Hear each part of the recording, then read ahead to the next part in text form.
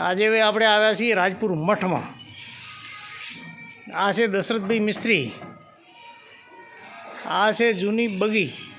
દશરથભાઈ કેટલી જૂની હશે બગી? 300 વર્ષ જૂની છે. 300 વર્ષ.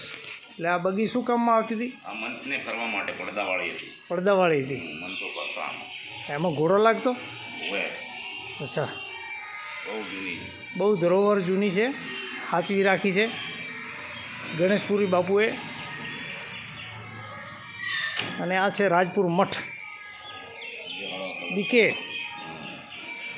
કલર કામ ચાલુ છે. હા, આ રાજપુર મઠ. આમ તાકલ્યા ભાઈ.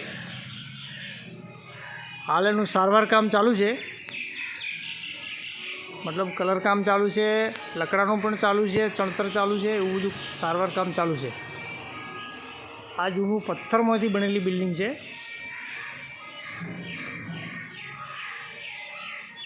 જય હિન્દ, જય ભારત.